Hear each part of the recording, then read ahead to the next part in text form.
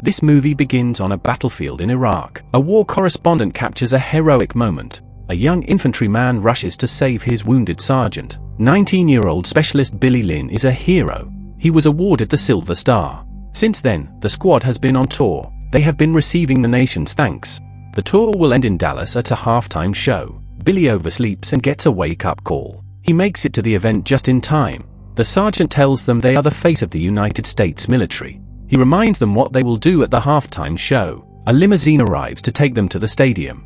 On the way, they are enjoying the drive. Billy starts having flashbacks about Iraq. Then we are on the streets of Basra. Sergeant Davis tells Billy to stay alert. Billy is driving a Humvee. He has an accident. He has to run around in circle, then do some push-ups, and finally, some chin-ups. Then everything returns to normal. That night, they go out on patrol. They are going house to house. They are looking for suspected terrorists. They communicate through their interpreter. They're also looking for weapons. They find 2 suspected terrorists. They take them into custody. Then we're back to the present. Billy gets a drink to relax. The men are eating lunch. A woman watches their dining etiquette. The sergeant sees her watching. He tells her to stay away from the table. And we won't bite you. Then an oil company executive approaches them. He asks the sergeant, so how are we doing over there? The sergeant replies, from our perspective, sir, I don't know how these men were before the army, but you give them a weapon and they'll blow anything away. We're having the time of our lives. You've got your business and we've got ours.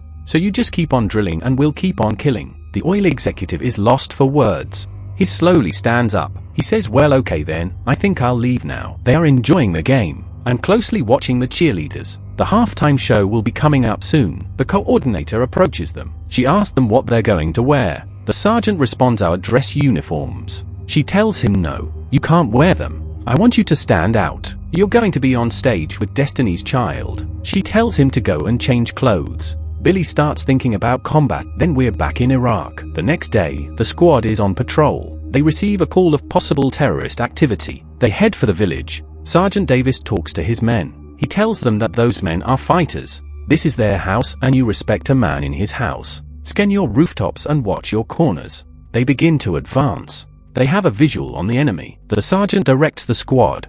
Everyone has their assigned target. The sergeant tells him he'll take the first shot. Then everyone open up. The squad takes their positions.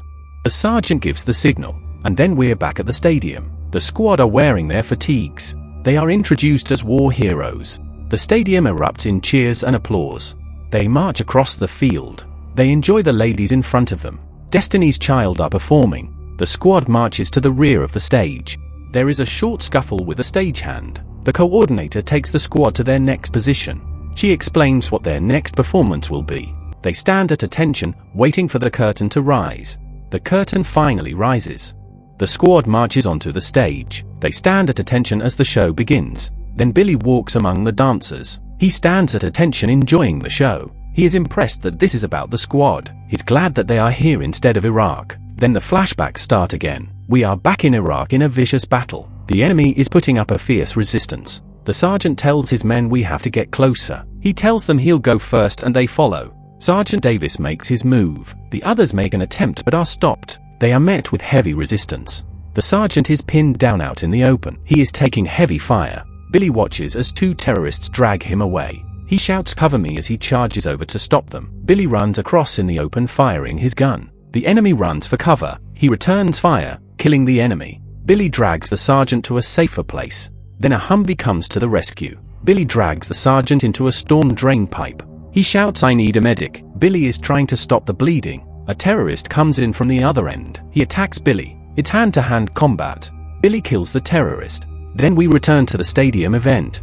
Billy is in a trance thinking about the battle. His friend taps him on his shoulder. He tells him the show's over. Then Billy returns to present day. The squad is relaxing on the stage. A very obnoxious stagehand approaches them. He tells them to get the hell off the stage. I don't care where you go, but you can't stay here. One of the soldiers walks over to the stagehand. He tells him to stick it where the sun don't shine. A major brawl breaks out. The security staff breaks it up. A security staff member starts degrading the soldiers. Then the cheerleaders intervene. She tells them this is no way to treat our guest. These are American heroes.